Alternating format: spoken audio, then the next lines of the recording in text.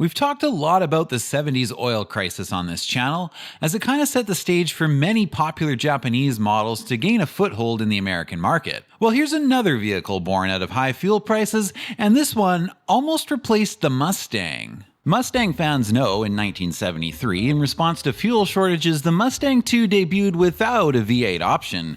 It wasn't particularly well received, so they added a V8 option in 1975, and this somewhat dull Mustang generation received a strong follow-up in 1979 with the Fox body. But 1979 also brought another oil crisis, and Ford once again thought it was time to abandon the Mustang V8. Not only that, they also wanted to abandon the Mustang's rear-drive platform.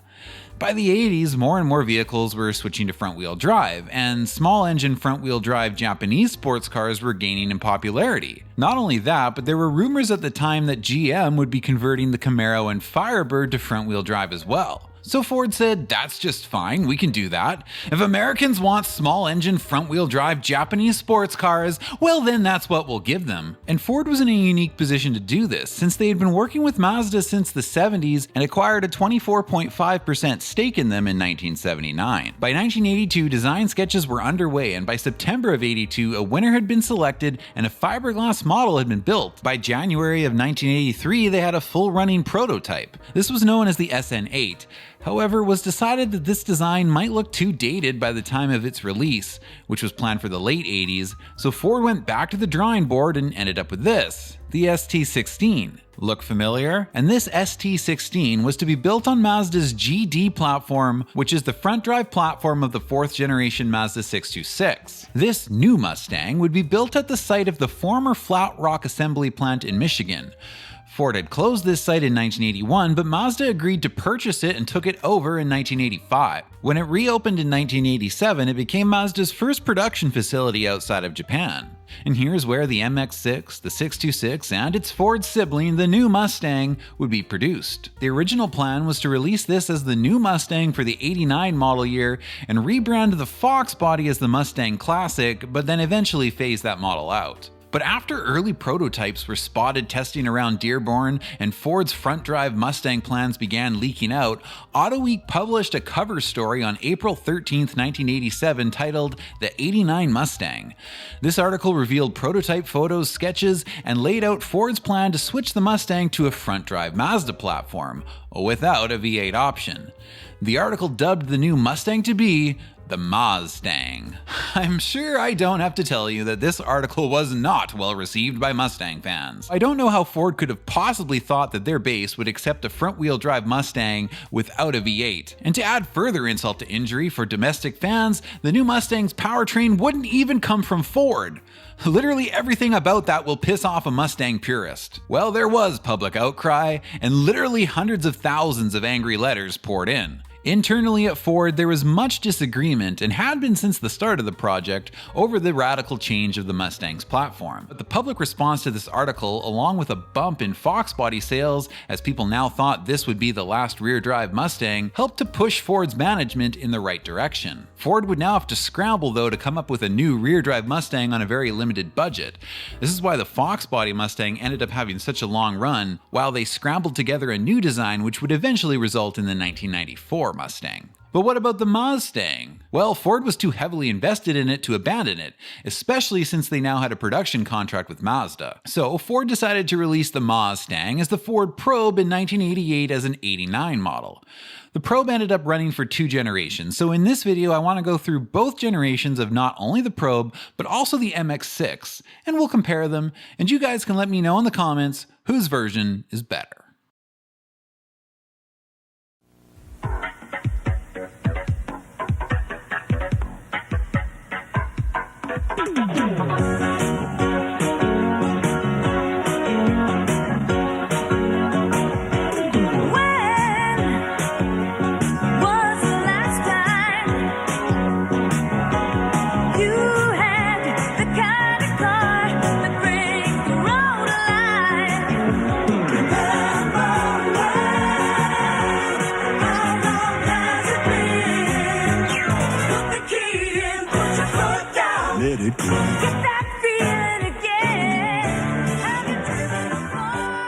see from the outside, the Probe actually looks quite close to that last ST16 Mustang prototype. Ford advertised it as a forward-looking model with futuristic styling, and it does have rather futuristic styling, from an 80s perspective at least. This totally looks like it could be a future car from the 90s in a time travel movie made in 1983. I like the Ford Probe styling, at least for '89. I'm a sucker for pop-up headlights, so I like that, and I like the nearly wraparound rear glass, which actually reminds me a little of the 240SX hatch.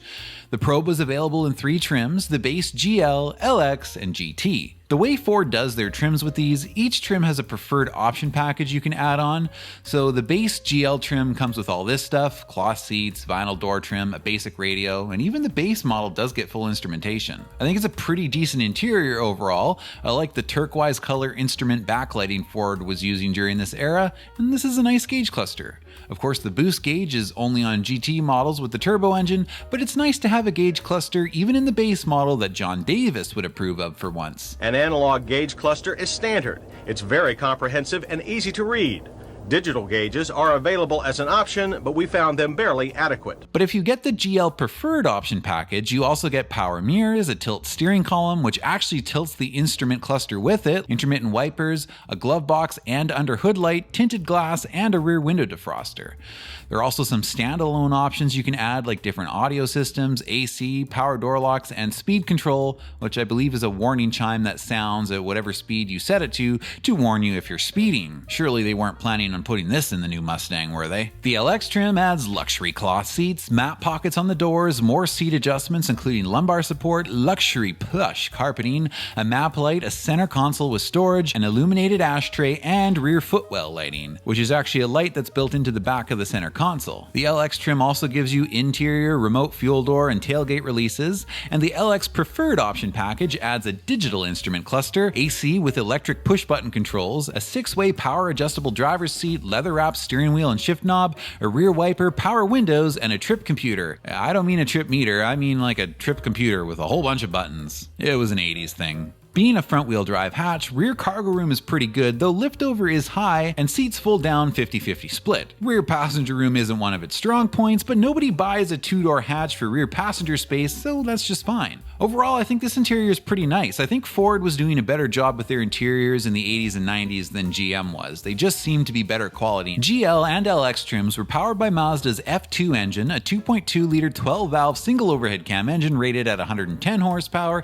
and 130 pound-feet of torque. This engine should look familiar if you watched my 626 video last week, since it is shared of course with the 626 and the MX-6. GT trims use a turbocharged version of this rated at 145 horsepower and 190 pound-feet of torque, so a significant power increase, and also shared with the turbo models of the MX-6 and 626. GT models get 4-wheel disc brakes standard, variable speed sensitive power steering, and ABS is available in the Preferred package. GT models also get sport-tuned automatic adjusting suspension with 3 ride modes: soft, normal, and sport. This system is based off of Mazda's automatic adjusting suspension design, used both in the MX-6 and 626, but tuned differently with pressurized struts and added stabilizer bars. GT models come 5-speed manual only, and a 4-speed auto is optionally available on the lower trims. Again, both transmissions come from Mazda. MotorWeek tested the Probe GT's 0-60 time as 7.6 seconds, respectable for the era, but noted quite a bit of torque steer. GT models look a little different. They have their own unique front end with standard fog lights, a 2-toned spoiler, and unique tail lights as well. If you get the GT Preferred option package, you get this cool overhead panel by the map lights, which Ford calls a vehicle maintenance monitor, and it shows things like low oil, low fuel, coolant, washer fluid, door ajar, and even if you have a burnt out tail light or brake light. Now you might be thinking this is a pretty inconvenient place to put something like this. I mean, you gotta look at the roof to see if washer fluid is low or a door isn't latched? That's worse than Mazda making you look at the floor to check the time. But I think they were trying to make this feel like an aircraft cockpit. After all, airplanes have all sorts of controls overhead. And if airplanes can have controls on the roof, why can't cars? Oh, sorry, I was just checking if I had any burnt out lights. Well, you do now! The Ford Probe sold very well right off the bat, and dealers across the country ordered over 100,000 Probes within its first month of release to keep up with public demand. So it was definitely a success, but something tells me it would not have sold so well had it been called a Mustang. Despite its initial success, Ford didn't just let things ride, and for 1990 they had already updated the styling with a new front end that I don't think is an improvement. Taillights are updated slightly as well, mostly they just removed the amber turn signals and added more horizontal lines. Because like I told you last week, in the 80s, horizontal lines are how you made things look more futuristic. They also changed the steering wheel, the seat fabrics, but the biggest change was the LX model received a V6 engine. Not from Mazda this time, it was Ford's 3-liter Vulcan V6, shared with the Taurus, Sable, and Ranger, rated at 140 horsepower and 160 pound-feet of torque. This engine was not available in the MX-6, so it gave the Ford Probe LX something different to offer that you couldn't get in the Mazda version. Along with its new engine, the LX model also got 4-wheel disc brakes in 1990, and ABS became available to it as an option. Leather seats could now be added as an option to both LX and GT trims. In 1991, the V6 got an increase of 5 horsepower and 5 torque. The new V6 equipped LX model, while it doesn't make quite as much power as the GT turbo engine, nor does it have the same tight suspension and therefore handling performance as the GT, is a more comfortable around town driver with its softer ride and an engine that makes more torque at lower RPMs. I think it was a smart move by Ford, further increasing the Probe's market reach beyond pure enthusiast drivers. For the final 92 model year of this generation, the black body side moldings become body colored and a new sport package is available to the LX model, which gives it a spoiler and 15-inch alloy wheels. Now that's the first generation of the Probe. A poor replacement for the Mustang it would have been, especially if it had cut the legendary Fox body's run shorter, but as its own model I think it was pretty good, and it was able to compete against cars like the Toyota Celica, the Honda Prelude, and of course its cousin the MX-6. But which version is better? Ford's or Mazda's? Well, I guess we better take a look at the first gen MX-6 now to find out.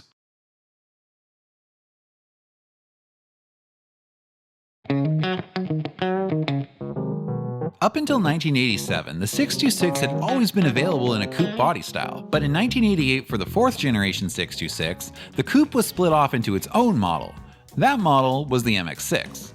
So we've seen what Ford did with this platform, now let's take a look at Mazda's version. Compared to the Probe, the MX-6's exterior styling is radically different. There's no pop-up headlights and it's a lot more conservative looking. It also doesn't really look much like the 626 either. There are some similarities with the front end perhaps, but I wouldn't necessarily guess that this was the same platform. That is until you pop the hood or get inside it. Similar to the Probe, the MX-6 for its first model year at least came in 3 trims, the base DX, the mid-grade LX, and the sporty turbo model, the GT. DX and LX trims, like the Probe and 626, get the naturally aspirated 2.2-liter with 110 horsepower, and the GT gets the turbo version. All trim levels come standard with the 5-speed, but the 4-speed is available as an option on all models, including the GT on the MX-6. Just like its 4-door sibling and its Ford cousin, 4-wheel disc brakes are standard on the GT and ABS is a GT exclusive option. Mazda's automatic adjusting suspension from the 626 is standard on the GT but not offered on the other trims. DX and LX models come with 14-inch steelies and full wheel covers, and you get 15-inch alloys on the GT, although the alloys can be optionally added to any trim. Power steering is standard on all models and speed sensitive on the GT. LX and GT models get body-colored power mirrors, body-colored door handles, and a tinted upper windshield band. GT models get standard fog lights, a spoiler, and rear mudguards. The spoiler can be added as an option to the LX. The taillights of the MX-6 flow across the trunk lid, and I think the MX-6 is a very good looking coupe, much sportier than the 626, and while maybe not as distinctive as the Probe, I quite like it. Which one do you guys think looks better from the outside?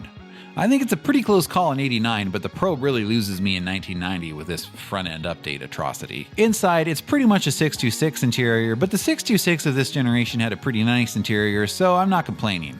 I said in my 626 video that it reminded me of a Toyota interior from the era, and that's not a bad thing.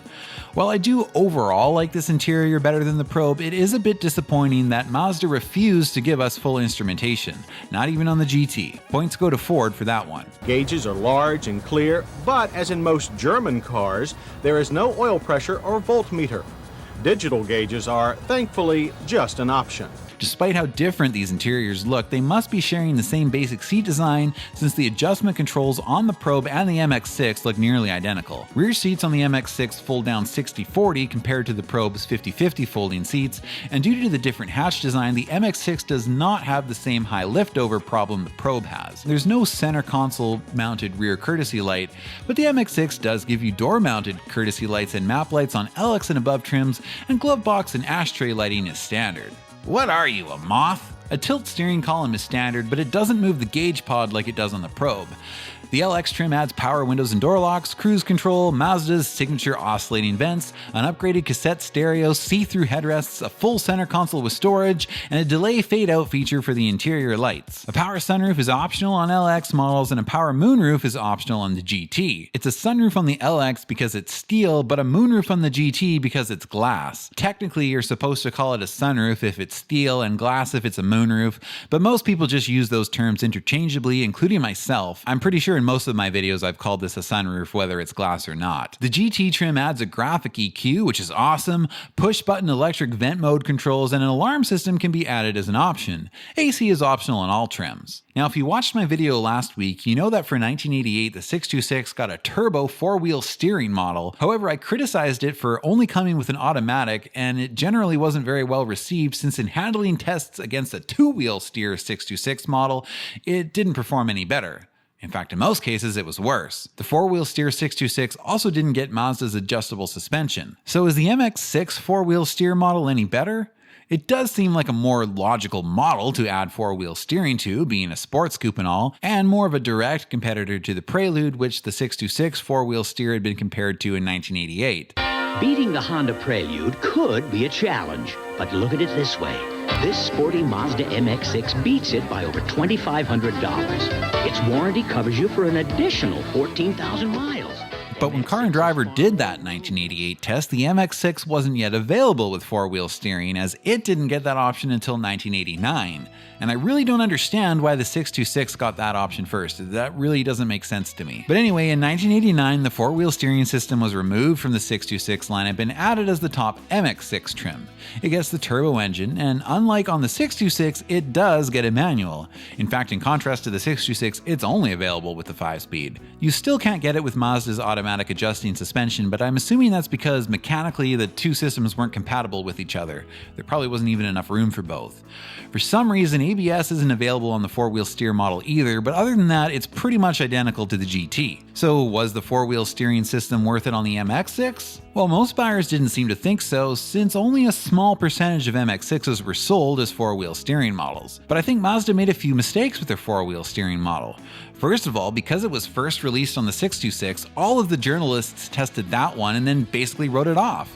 Maybe if it had been available on the 88 MX-6, it would have been given a second chance by journalists when they reviewed that model, but since it didn't come out until its second model year, well, it seems like most people just ignored it, especially since it was a system they already weren't impressed with when it was offered on the 626. Now, I don't know if that really would have made much of an impact on any of the tests, since the MX-6 and the 626 are really just the same thing, but I think the sporty MX-6 coupe would have at least looked a little better next to the Prelude, rather than the somewhat boring 626 sedan. On top of what in my opinion are some marketing mistakes Mazda made with the 4-wheel steering system in America, there were some other issues with it as well. It was a far more complex hydraulic and electronically controlled system compared to Honda's purely mechanical setup, and there were issues with the power steering pump being unable to keep up with it, and even cases where the power steering wouldn't work at all if you accelerated with the steering wheel fully turned in either direction. So the 4-wheel steering system essentially flopped on the MX-6 as well. I originally thought it was offered in '89 only, I think I said that in my 626 video, but I did since find an early 1990 model year MX-6 brochure, and it is in there too.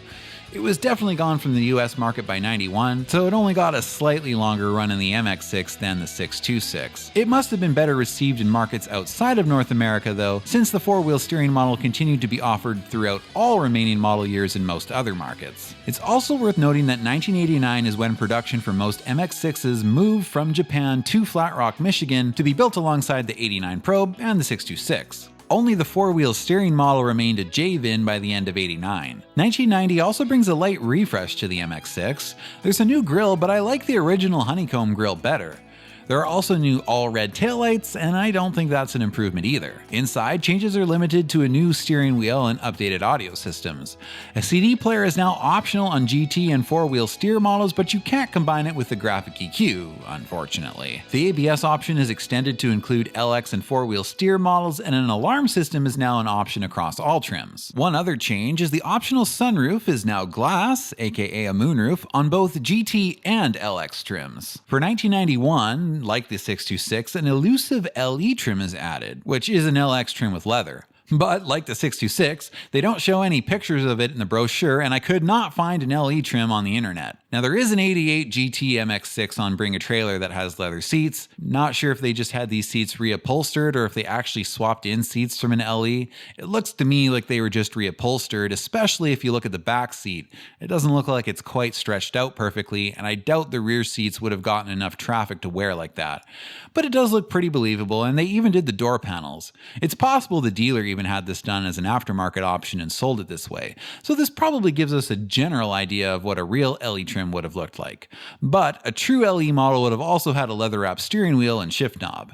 The LE trim was only offered for 91, and the final 92 model year of the 626 brought no significant changes. The Probe certainly has more distinctive styling, and while I might have chosen it in 89, I find the 90 front end update really off-putting, and gauge cluster aside, I like the MX-6 interior better. So I'd probably choose an MX-6, but it's not like a landslide victory or anything for me.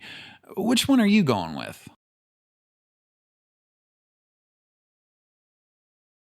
When Ford made the first generation Probe, it was a car that had to be designed around Mazda's existing GD platform. And while Ford still managed to make the Probe a very different looking car from the MX-6, with their own skin and interior, and even give it a Ford V6 in the LX model, certain defining factors like wheelbase, track, suspension location, and cowl height, that was all set before Ford got their hands on the platform, and they simply had to design around it. This time, however, Ford actually contributed to the development of the new platform. This new platform had a longer wheelbase by almost 4 inches, and the front and rear track was pushed out by more than 2 inches. The cowl height was dropped, and the windshield base was pulled forward dramatically. Ford believed that this new platform, with improved handling dynamics and styling, would help extend the vehicle's lifespan. They were hoping to get a good 4 or 5 years of strong sales from this generation. Most vehicles in the sports coupe category at the time were lucky to get a full 2 years of strong sales before consumer attention started wavering to whatever the next new thing was. Not everything can be a third-gen Integra. Interestingly, a 1989 clay model for what would eventually evolve into the second-gen Probe has a Mustang logo on the front, showing that perhaps internally there were still some who hadn't given up on the idea of converting the Mustang to front-wheel drive. I wonder if they would have gone through with that platform change had the 4th-gen Mustang not sold well. Despite a new platform and new styling, from the outside, at a glance at least, it doesn't really look that different from the old one. I mean, it is different, but since it retains many of the key design features from the 1st-gen, like pop-up headlights, sideways flush door handles, and wraparound glass, most people would probably be able to guess without looking at the nameplate that this is the new Probe. But this design certainly does look a lot more modern, it's more smooth, more rounded, definitely a 90s car. I really do like this wraparound glass. The vision must be great in these cars. I miss the days of cars you could actually see out of. Don't you know the reason for decreased vision in new cars is for safety? Cause now there's airbags in all the pillars. There are just 2 trims this time, base and GT. Again, the GT gets some unique styling elements. It has a more aggressive front bumper and standard fog lights, and the GT gets a slightly different rear bumper as well. The sporty interior features one-piece back bucket seats and swooping dash lines with a red accent that runs across the dash and onto the doors. Unless you got the red interior color, then that stripe is gray, but the red interior was only available for the first 2 model years. It's driver focused with a center stack that angles slightly towards the driver. The new radio commits the sin of having no rotary volume knob, but the climate controls are 3 simple and effective dials, with various buttons below for the rear defrost, rear wiper, pop-up headlights, and fog lights if so equipped. Below that there is space reserved for the optional equalizer. A driver's airbag is standard, and the gauge cluster still provides complete instrumentation and is laid out nicely. Rear seats still fold hold down 50-50 split. Ford might have had more input into the platform this time, but the engines are all Mazda. The base model uses Mazda's new dual overhead cam 2-liter inline-4 rated at 188 horsepower and 127 pound-feet of torque.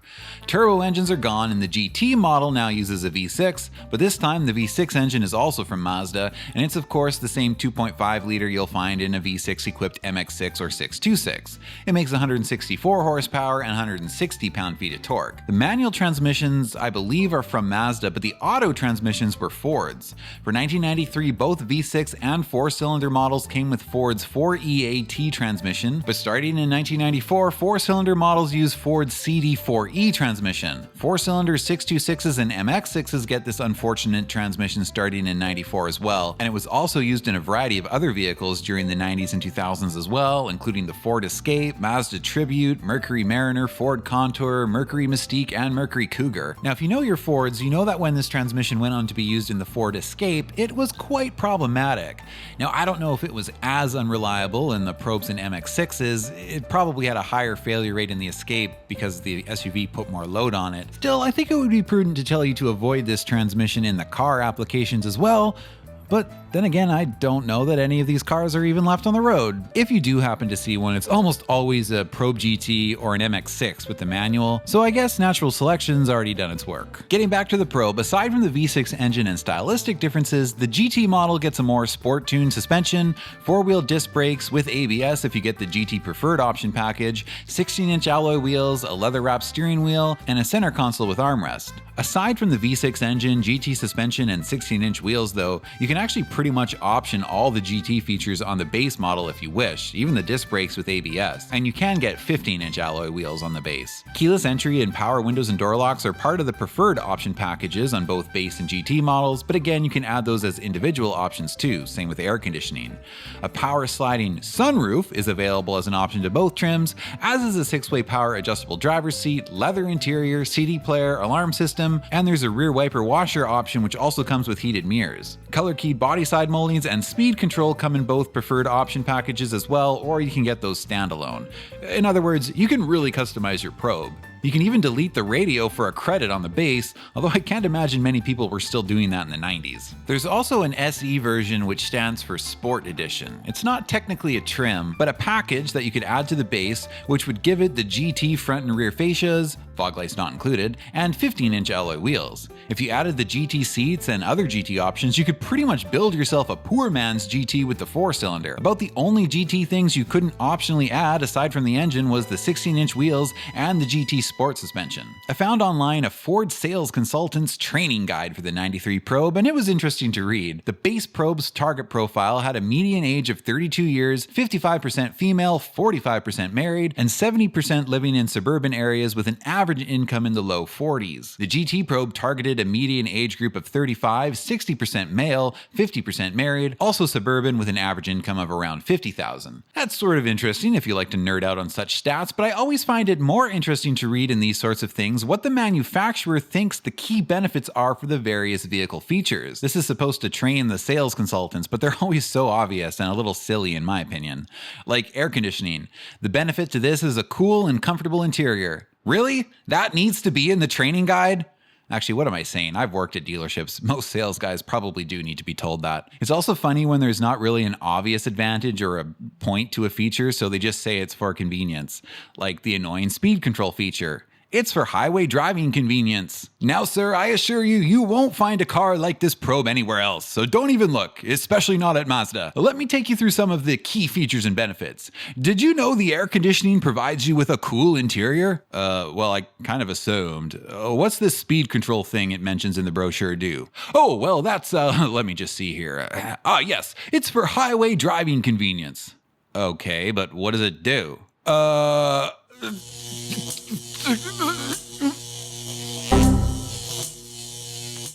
Looks like this guy needs more training. He better call Dr. Horace Power. Oh, it says he only communicates by fax. Moving on to 1994 brings a few changes. The passenger airbag is added as standard, and that interior accent stripe has been deleted from the dash. It remains on the door panels, but it now matches the interior color instead of just being red.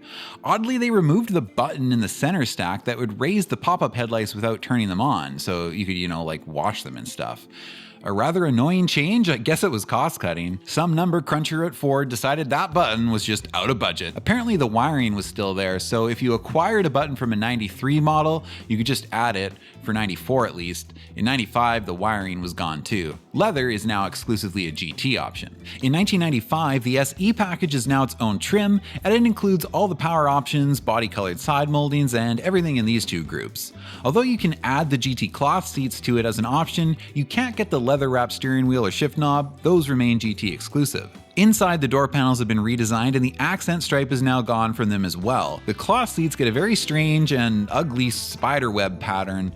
This looks like one of those weird cloth patterns you might see in a 90s JDM car, but less colorful. There's also a new saddle tan color available for the optional leather interior on the GT. The taillights are updated, and on the GT model, the rear license plate is moved down to the bumper to make way for a center reflector with GT lettering on the trunk lid. With this new GT embossed reflector, there was no longer a need for a GT badge next to the probe nameplate, so a 24-valve badge was put there instead. The exterior mirrors were redesigned, and the heated mirrors and graphic EQ options were dropped. In 1996, trim levels were slimmed down to just SE and GT with no more base model.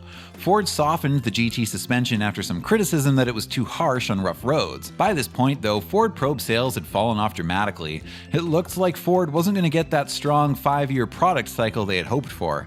It's not entirely their fault though. By the mid to late 90s, two-door vehicles, whether they be sport coupes or luxury coupes, were really falling off in popularity. While the probe actually managed to outsell the Mustang in some of its early years, it seemed by 96, anyone coming to Ford to buy a two-door was getting a Mustang. Cloth seats get a new, more normal fabric pattern and are now available in the saddle tan color as well. The seats themselves have also been redesigned, and the leather-wrapped steering wheel is no longer perforated.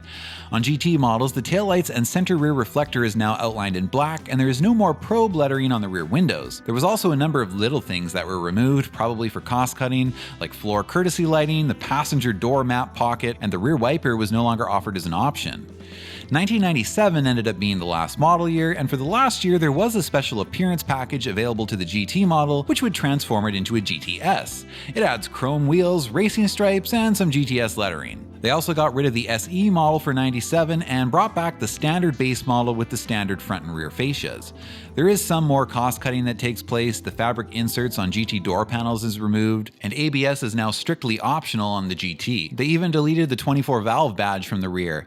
They did bring back the rear wiper as an option though. Now, when the probe was discontinued, Ford was already developing a third probe generation based on the Contour Mercury Mystique platform. This vehicle still ended up being released, but as a Mercury product, bringing back the Cougar nameplate after a 2-year hiatus in complete disgrace. I mean, look at this thing. Ugh. But now it's time to look at what Mazda did with this platform, so let's take a look at the second-gen MX-6.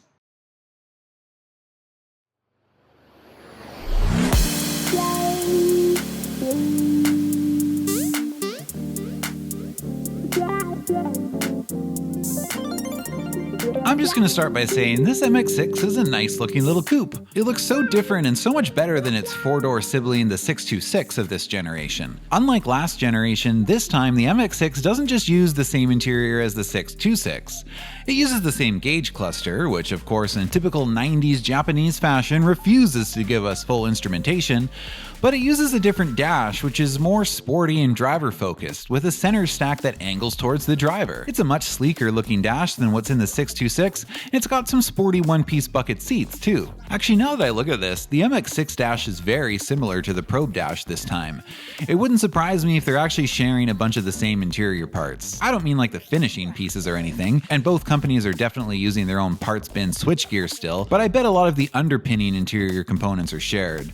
The dashes look to be the exact same general shape. I bet you could swap them if you really wanted to. Nice to see frameless glass windows on the MX-6 this time too. The Probe always had that, but the MX-6 didn't. Like the Probe, the MX-6 launches with just 2 trims, the base, and the upper trim is called the LS this time around. It does seem like Mazda's trying to position this as more of a luxury coupe. I mean, I guess they sort of did last generation too, since they were comparing it to Legend coupes in some of the advertising, but this one has more of a upscale look to it, I think, especially if you get the optional leather package. And the top trim name being LS instead of GT really tells us what the marketing team was thinking. I don't need to spend too much time on the engines here. We know the engines are shared with the Probe, the 4-cylinder in the base trim and the V6 in the LS. Both trims are available with the 5-speed manual or the Ford-supplied automatic, which does become the more problematic one starting in 1994. 4-wheel disc brakes come on the LS trim and ABS is optional to both. The LS models add 15-inch alloy wheels, fog lights, dual outlet exhaust, upgraded upholstery, an alarm system, a sunroof, a leather-wrapped steering wheel and shift knob, and air conditioning. 14-inch alloys, AC, the alarm, and the sunroof can be optionally added to the base model, and a spoiler is an option to both trims. As I mentioned, there is a leather package. It's available only to the LS, and it also includes a powered driver's seat and heated mirrors. A popular equipment package can be added to the base model, which includes the 14-inch alloys, the sunroof, and the alarm. A driver's airbag, power windows and door locks, map lights, courtesy lights, cruise control, and a full center console is all standard. Of course, one big body style difference does remain between the MX and its Probe cousin. The MX-6 is still a coupe with a sedan-style trunk, not a hatch like the Probe.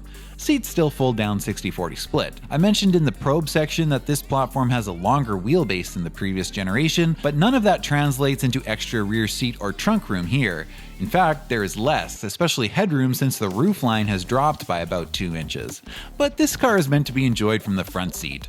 Backseat drivers need not apply. Now, someone commented on my 626 video to make sure that I mentioned that in Canada, this was called the MX-6 Mystère, I think is how you say it. It's a French word, so I kind of doubt anyone ever calls it that outside of Quebec. Maybe some do, but I had never heard of that name before starting this video.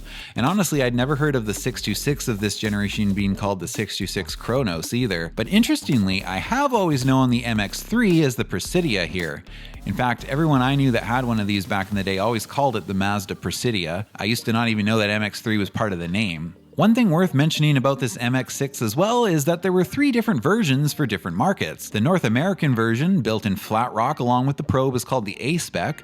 The E-Spec, built in Japan for the Australian, New Zealand, and European markets, had different bumpers, headlight assemblies with projector low-beam housings, and with the exception of the UK market, the 4-wheel steering system continued to be offered on this generation. The Japanese market got the J-Spec version, which is very similar to the E-Spec, since they were built in the same plant, and also offered 4-wheel steering. Japanese models could be equipped with a higher compression 2.5-liter V6 designated the KLZE, and it made about 200 horsepower. There was also a 2-liter V6 option in Japan as well. The North American-built A-Spec MX-6 now used enough American content to be technically considered a domestic. I don't care. No son of mine is parking a car with a foreign badge in my driveway. Fine, Dad. I'll buy a Ford. I've been thinking about buying a Probe anyway. Don't worry, Dad. It's got a Ford badge. A Probe?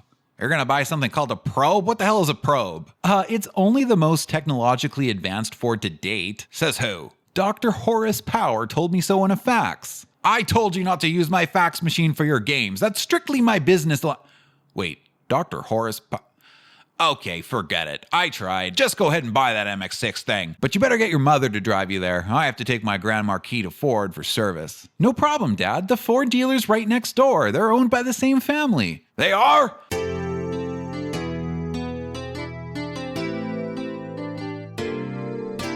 For 1994, yeah, you guessed it, they added a passenger side airbag. They also added more sound deadening to the door panels to address some complaints of an annoying resonance noise. In 1995, the MX-6 gets new 5-spoke alloy wheels and did the opposite of what Ford did with the SE and changed the LS from a trim to an option package. So the MX-6 had just one trim now, 4-cylinder equipped, but adding the LS package added all the things the LS trim used to give you. Leather is still a separate option package with the LS package as its prerequisite. And it now includes keyless entry as well. Standalone options are the automatic transmission, air conditioning, and the spoiler. The popular equipment option package still exists and now includes intermittent wipers and a 6-speaker sound system. I don't know what the point of this trim change was, and I guess Mazda executives didn't either because they changed it back to the way it was for 1996. The MX-6 finishes off its run through 97 pretty much unchanged. So what's it going to be for you? The Probe or MX-6? Hello, sir. Can I show you anything in particular? I'm just waiting for my car to be serviced. Can you believe my own son is next door right now buying a Mazda? Something called the MX-6. Oh yeah, that's a nice car. Same powertrain our new Probe has. What?